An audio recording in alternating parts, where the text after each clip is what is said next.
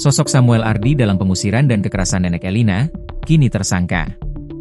Kota Surabaya sempat diguncang keprihatinan publik setelah beredarnya aksi anarkis sekelompok organisasi masyarakat, Ormas, yang melakukan pengusiran paksa dan perobohan rumah milik seorang lansia, Elina Widjajanti, 80. Peristiwa yang terjadi di kawasan Jalan Duku Kuukan, Surabaya, itu menuai kecaman luas karena dinilai melanggar hukum dan rasa kemanusiaan.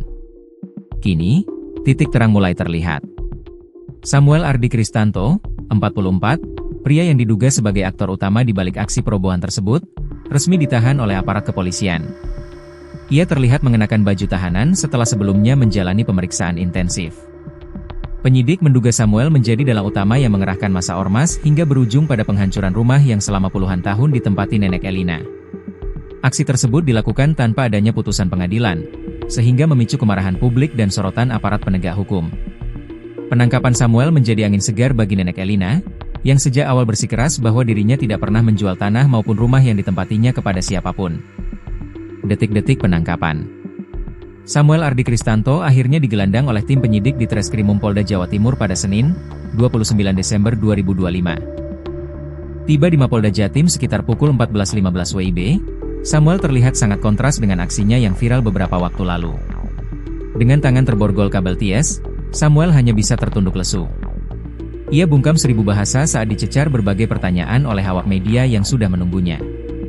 Direktur di Treskrimum Polda Jatim, Kombes Pol Widi Atmoko, menegaskan bahwa status perkara ini telah ditingkatkan menjadi penyidikan.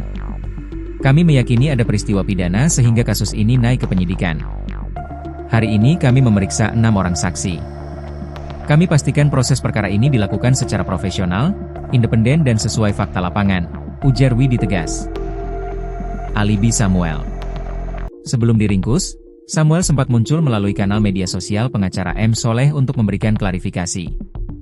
Ia bersikukuh bahwa dirinya adalah pemilik sah rumah tersebut berdasarkan akta jual beli, AJB, dan surat petok D yang dibelinya dari seseorang bernama Elisa pada tahun 2014. Saya sudah membeli rumah itu sejak 2014. Saya sempat mempersilahkan penghuni lama tinggal sampai dapat tempat baru.